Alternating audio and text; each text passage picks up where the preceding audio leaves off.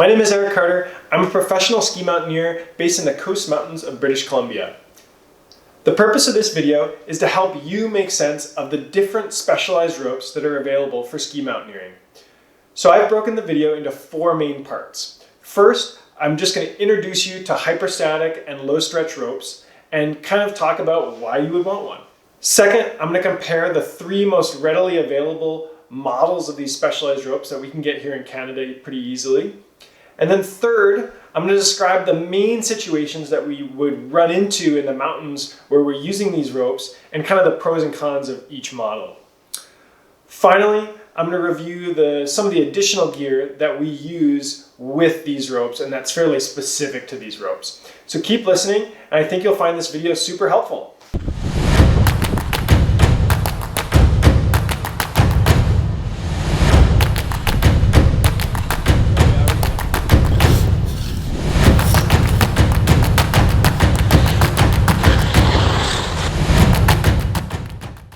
Why buy a specialized ski mountaineering rope? If I already have my single rated 9.5 or 10 millimeter climbing rope, why should I spend the money to get a whole nother rope that I'm only going to be using for ski mountaineering? This climbing rope is fully rated for every situation that you're going to encounter ski mountaineering. So if budget is truly your only concern, then stick with what you've got. Similarly, an 8mm half or twin rope is a really good option. It's not going to be quite as versatile as a standard single rope, but it is super common in the mountains for skiers, and often they're advertised as rando ropes. But a specialized ski mountaineering rope does have some major advantages. The first major advantage is just very, very minimal stretch. And so I'm going to talk about hyperstatic and low stretch ropes today. But in both cases, the sheath of the rope, instead of being similar to those dynamic, relatively stretchy ropes, we have either aramid or Dyneema or HMPE fibers that make up this sheath, and that really reduces the stretchiness of the rope. And so in a crevasse fall situation or when we're rappelling, there's going to be much, much less dynamic or static elongation of one of these specialized ski mountaineering ropes. So if you think about if you've ever taken a top rope fall on a half or a twin rope, those really stretch out significantly and you end up way lower than where you started. In a crevasse situation, that's definitely not ideal. We want to arrest that fall as quickly as possible and prevent that person from hitting the floor. So when we have a rope that we're using primarily for glacier travel, it's somewhat advantageous to have it be really minimal stretch. The second advantage of a specialized ski mountaineering rope is those aramid or Dyneema fibers that make up the sheath give it a big increase in cut resistance. While this isn't really well defined by the UIAA or the EN, the various manufacturers have done some research on the cut resistance, and these ropes are going to have better resistance to cutting over edges, over sharp rocks, things like that, than their fully dynamic counterparts. The third advantage of these special fibers in these ropes is that they really reduce the water absorption. So when we're dragging a rope across a glacier or we're rappelling through snow, it's not going to accumulate water, and that rope's not going to get heavier like it might in a normal dynamic rope setting. The final advantage to one of these specialized ropes is really just simply the weight and bulk. So a 6mm rope is much, much thinner than an 8mm diameter rope. And when you're packing up 60 meters worth of rope, here we've got a 66 mil versus a 69 mil, that's a significant difference in or on your pack.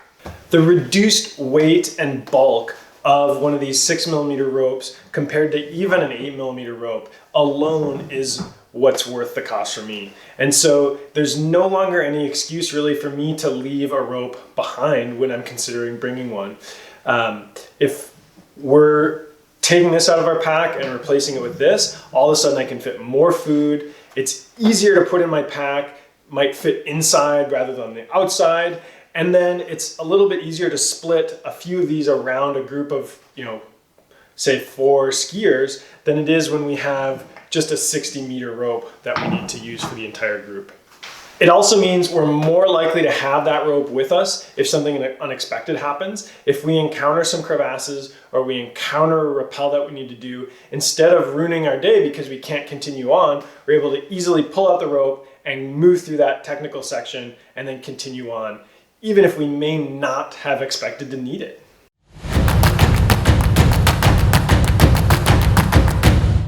So I've got 3 models of rope here today that are generally pretty easy to find in North America and should be available at a local specialty retailer or relatively easy to order. First up is the Petzl Rad Line, which stands for Rescue and Descent. It's 22 grams per meter, which makes it the lightest of the 3 that we're going to look at today, and it's $319 for a 60 meter rope. There are both 30 and 60 meter versions available. One of the unique things about the Rad Line is that instead of kind of the typical 5-year manufacturer suggested lifespan, this has actually got a 10-year lifespan. So it is expected to last a little bit longer. And presumably that's because of the special fibers that it's made with.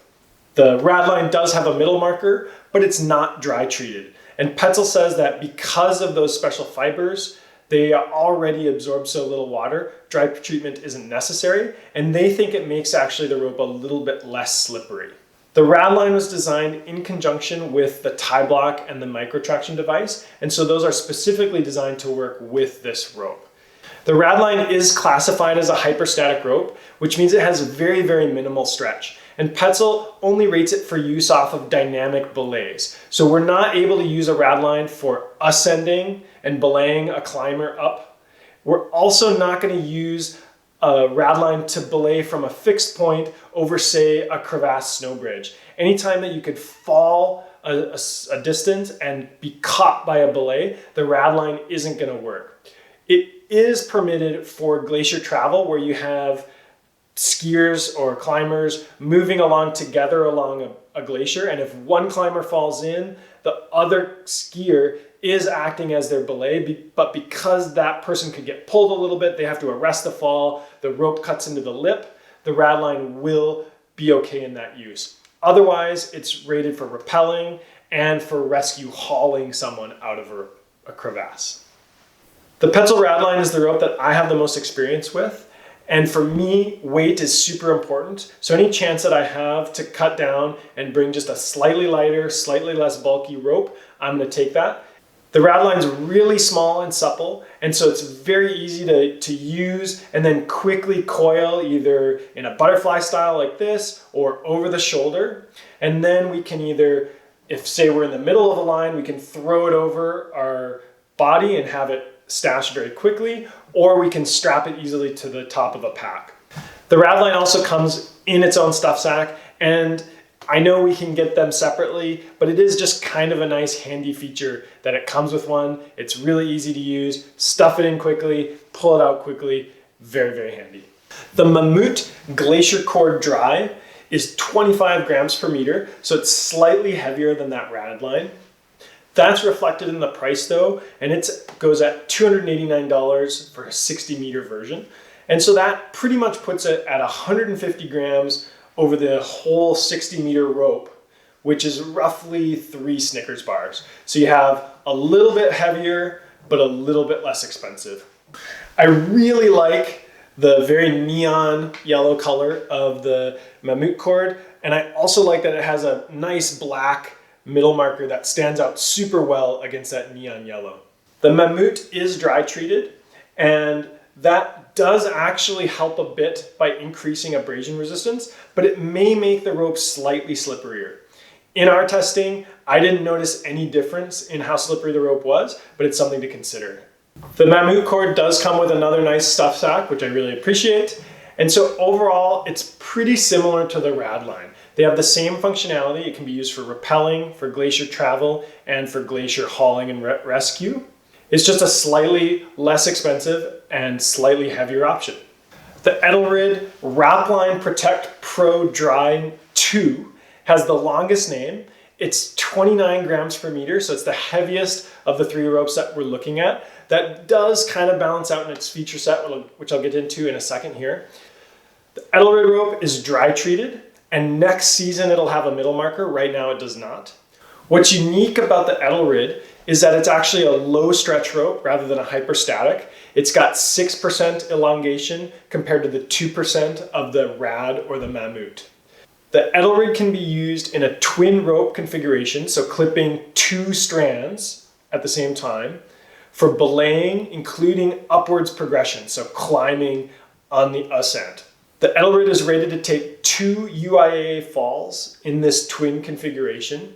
And basically what happens is when you take a big enough fall, the sheath breaks and that exposes the dynamic inner core of the rope. So at a slight weight penalty, we can use this for belaying, for upward progression, and any other fixed anchor application that we might encounter. It's really important to have probably at least a 60-meter version of the Edelrid rope. Basically, if you have a 30-meter and when to use it in that twin configuration, it'll only allow 15-meter pitches. So we need to kind of think in terms of doubled rope when we're looking at applying this Edelrid rope. Finally, several companies, including Petzl, Bayal, Esprit, make 6mm taglines. These are outside the scope of this video that we're making today, but they're intended only for rappelling and then sometimes for hauling. They don't have any dynamic properties, and even though they look very similar to these ski mountaineering ropes that we're talking about, they shouldn't be used in crevasse situations, and they don't really have a ton of utility in ski mountaineering outside of purely rappelling. So the 3 options that we've covered here are all great, and they all have a solid niche for use. Grab the Petzl Rad Line if you want the lightest possible option. Grab the Mammut if you want to save a few bucks and have the same functionality as that Rad Line. And then grab the Edelrid if you have any intention of belaying, especially using it for climbing.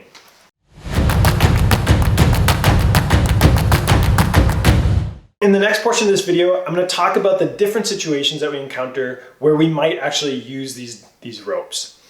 As ski mountaineering objectives get more and more technical, you'll probably end up using ropes more and more. As soon as we start adding in glaciers and kind of ski alpinism skills, then you're going to end up using them a lot. The first situation that we use them is probably the most obvious one, and that's for glacier travel. And I would strongly encourage checking out Mark Smiley's crevasse rescue course. It's an amazing resource for all the things that I'm going to talk about and a bit more.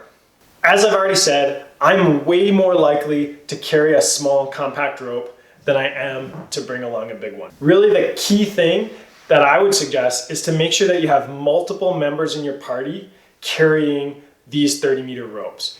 If we're only bringing that one climbing rope that we own amongst our whole ski party to cross a glacier, and I'm skiing with this on my backpack and I fall in the crevasse, I'm definitely hooped and the rest of our party is in trouble as well. But if we're able to have a few people in the party skiing around with small, compact ropes in their packs, even if one person goes in a crevasse, then another person's able to come along and help enact that rescue. So that's why I really love having 30-meter sections of rope split out amongst the party. With the Mammut and the Petzl hyperstatic ropes, because they have such low stretch, if you were to fall from a cliff and be caught by this on a fixed anchor, it would feel very much like a static rope and it could easily hurt you or damage the rope. In a glacier travel situation, these are meant to be used between skiers tied into that rope. Arresting the fall and then the snowy lip of the crevasse basically make up for the lack of dynamic stretch in that rope. The key thing there is to keep the rope between skiers as tight as possible to reduce the amount of fall into that crevasse. If you're coming to a snow bridge that looks suspect and you want to belay across it, Petzl doesn't recommend belaying from a fixed anchor to let your partner go out and check that snow bridge. In that situation, the Edelrid rope is the most appropriate when you're using it, again, in the twin configuration. All 3 of these options are designed to be used for crevasse rescue and are tested to be used with devices like the tie block, the micro traction, and the Spock, which I'll show you later. The Edelrid may be slightly slower to haul on just because it has a little bit more stretch to it, but I expect that to be a really, really minimal and probably not noticeable difference. Here on the south coast of British Columbia, it can be super windy. And lots of wind means huge cornices. It can be really hard sometimes to tell where the edge of that cornice is on a ridge crest, and even harder to tell where it's going to pull back snow from if the cornice does fail. So it can not only be hard to get into a line, but sometimes it can be hard even to find that line. If you've got a long section of ridge crest and lots of cornice, we don't actually know where the couloir is. We start with a ski or rock anchor downhill off the ridge crest, and our partner is going to belay us out using a probe. And so we start just very slowly probing for the edge of the ridge. So clack, clack, clack, feeling some rocks, clack, clack, clack, feeling some rocks. And then eventually that probe punches through, and that's where we know we've found the edge of the cornice. Staying on belay, then we can take a shovel, a snow saw, whatever we might need, and prep that lip, prep the edge of the cornice. So cutting into it and basically building an entrance, whether it's clearing a bit of the cornice or just making a pathway that we can get through with our skis. That's what we're doing on belay there. We can also use some of the big tabs of cornice as really awesome stability tests in what is essentially a backcountry bomb. So again, using a ski belay or a rock belay off the back of the ridge, we can belay out quite tightly, close to that cornice, get in, chip around it, dig into it, and then release it into the slope. And when we drop a refrigerator or a car-sized bomb onto a wind-loaded pillow, that's really going to be effective at flushing out the slope. It's not an end-all be-all, but it's a pretty good feeling when you see that the slope stability is good enough that it can handle that car falling on it, or you see the whole thing flush and then you have a little bit more confidence that you're ready to go. We do have to be very clear that the line doesn't have anyone in it in the couloir booting up, say for example, or even within the runout zone of an avalanche below, that if we do drop an avalanche or big chunks of cornice, no one's going to get hurt. In all these situations for cornice, the anchor should be well back of the lip. The rope should be kept really tight, no matter the type of rope. And generally, I find that a 30-meter rope is usually pretty sufficient. It's pretty rare that we encounter persistent weak layers here. Much more common is wind slab pillows at the top of a line and storm slab throughout a line. And so ski cutting is a very advanced technique that we use to flush out some of those pillows at the top of a line, and basically involves skiing into and intentionally stomping and triggering a weak point and creating an avalanche. It's absolutely critical though that you do this at speed and in a place where you have a safe point that you can continue skiing and stop and then let the avalanche run out below you. And so if you're thinking, why would I intentionally create an avalanche? Then it's probably not the best technique to be employing. Unfortunately, it's not always possible to ski really fast and ski into a safe zone, especially when you have a really tight couloir, a really narrow couloir, or something with a lot of exposure below it. Maybe you just rappelled into a line and that rappel puts you dead in the middle of the couloir. A belayed ski cut using a rope off of a fixed anchor gives you a little bit added safety net there, especially when you're not able to keep speed and go into a safe spot. A belayed ski cut is right at the limit, the upper limit of the strength rating of a Mammut or a Petzl rope. They don't generate huge fall forces like you would falling over an edge, but there still definitely is some risk there when you're using that fixed anchor. A belayed ski cut is permitted with that Edelrid rope when it's in the twin configuration. One of the main, most important kind of keys is keeping that rope as tight as possible that still allows the ski cut to be carried out without kind of restricting that skier. If you're thinking about using any of these ropes for belayed ski cut, I would definitely encourage getting a bit more instruction both on the active ski cutting and how you can employ those ropes. I should also mention belaying into steep and firm slopes. And so the first few turns of that first skier going into a couloir can be super intimidating, especially if we don't know if we're getting into powder or we're getting into really icy, firm snow. And so if you put that person on belay and let them make those first turns on a moderately tight belay, that can be really confidence building. Again, super critical just to keep the rope as tight as possible without restricting the movement of the skier. Rappelling is an integral part of ski mountaineering. Some lines just need to be rappelled into. I'm not brave enough to air into stuff, especially when there's exposure or the terrain is super firm, so I like to be able to use a rope. Common ski lines often already have an established rappel. If you're getting right off the Midi in Chamonix and you're skiing into the Cosmiques Couloir, it's going to be pretty obvious where those rappel anchors are. The less busy lines way in the backcountry in British Columbia are probably going to involve building an anchor. The best anchor that I like to find is a snow bollard. This is going to be a teardrop shaped trench that we dig into the snow that the rope then drapes around. We don't end up leaving any gear behind because the rope just sits in the snow and then we pull it from one side and it falls down on top of us. When the snow is really light, sometimes it doesn't work that great. Sometimes we need to actually add some form to that teardrop shape by putting branches in. It might just not be all that great in the Rockies when you have powder on top of facets all winter long. Here on the coast, when we have nice elephant snot sludge snow, it's really easy to build bollards and they're handy all winter long. In the summer, they're great when you can chip one into the snow with the adze of your ice axe. The next best thing is a rock anchor, ideally just a horn that we can throw a piece of cordelette or a sling around, or maybe a crack that we can slot some nuts and a piton into.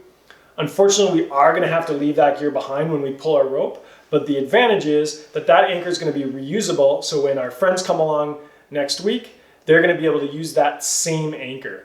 We just skied the north face of Mount Currie here in Pemberton, and our friends had skied it the day before. They had beefed up a nice rock anchor for us. We were able to come along and use that same bit of cord and thread our rope through it, and then we were on our way without it leaving any additional gear or really actually having to do all that much work on the anchor. All we had to do was check that the cord was still intact, hadn't been chewed on, hadn't been abused at all, and then we were good to go.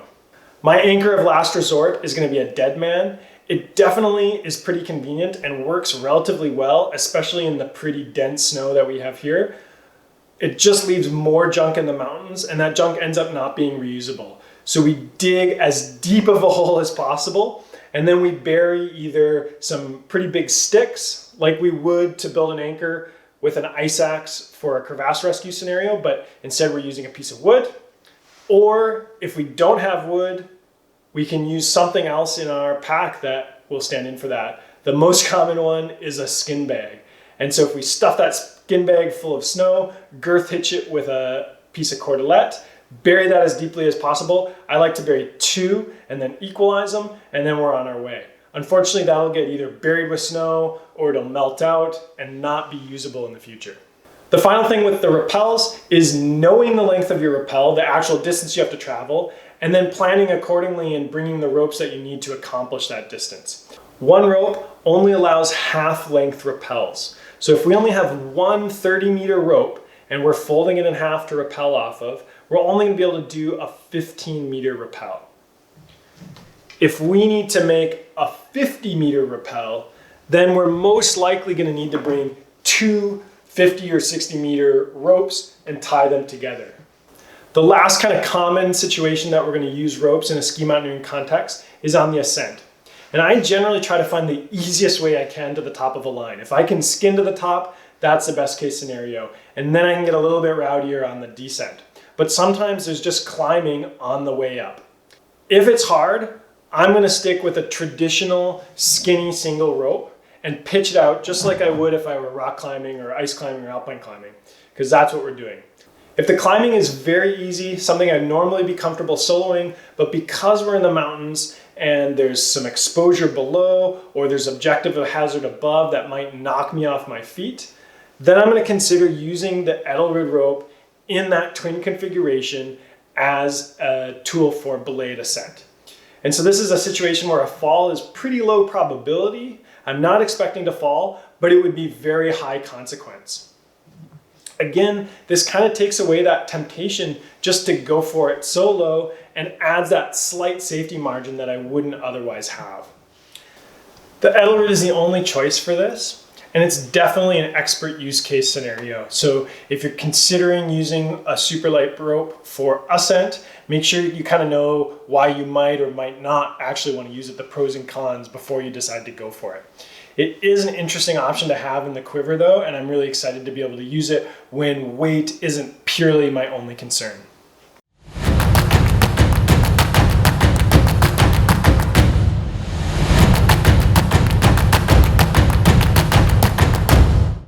There's a bunch of specialized gear that goes with these very small ropes, and that does deserve a little bit of attention. So I'll cover that here in the next portion of this video. For ascending the rope, the tie block and the micro traction from Petzl and the Spock from the Edelrid are all rated for use with each of these ropes. Basically, all that means is that at a load of 4 kilonewtons, these devices won't tear the sheath. My very simple rappel and belay kit is, first of all, the Blue Ice Shukas harness. This is the most comfortable, the lightest, and I think the easiest to put on with ski boots or crampons. And so I think this is the best harness that you can get for ski mountaineering. I have one pear-shaped beaner clipped into the belay loop of my harness. And then I have 2 locking carabiners, a single 120 centimeter sling, and a 6-meter cordelette. And with that, I can rappel into things, I can belay a partner, and I can do all the basic anchoring things. My simple anchor kit is a small rack of nuts, a handful of pins, I prefer small knife blades and baby angles, an ice tool with a hammer to be able to put in those pins, and then maybe an ice screw and a V-threader if there's a chance I'll encounter some ice. My additional crevasse rescue kit is a tie block and a micro traction or a Spock. And then I have 2 more 60 centimeter slings and carabiners.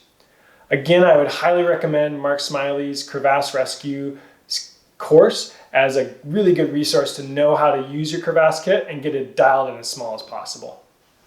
While reviewing each of these ropes, I also tried out a bunch of the different possible rappel device combinations. And it's first of all worth noting that very few rappel devices are actually rated for ropes that are 6 millimeters in diameter.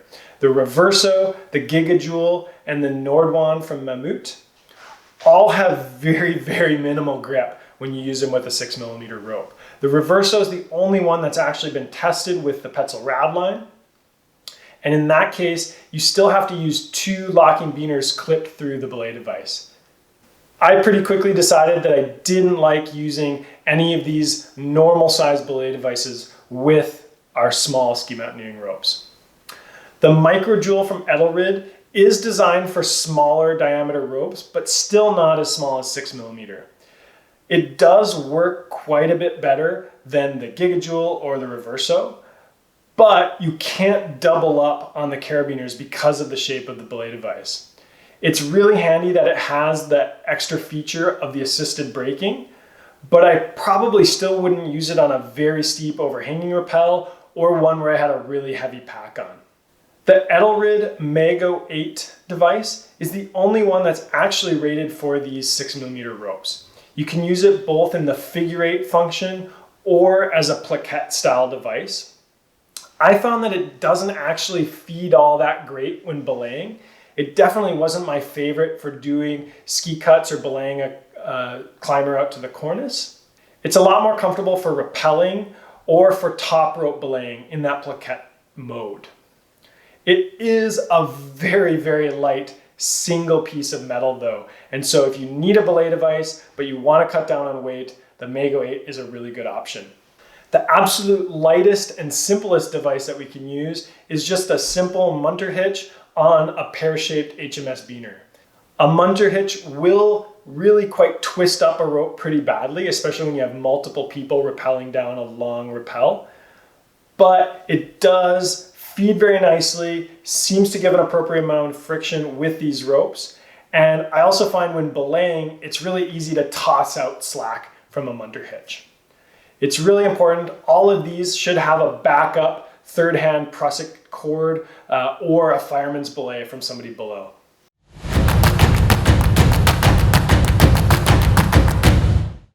So that's my take on ropes for ski mountaineering.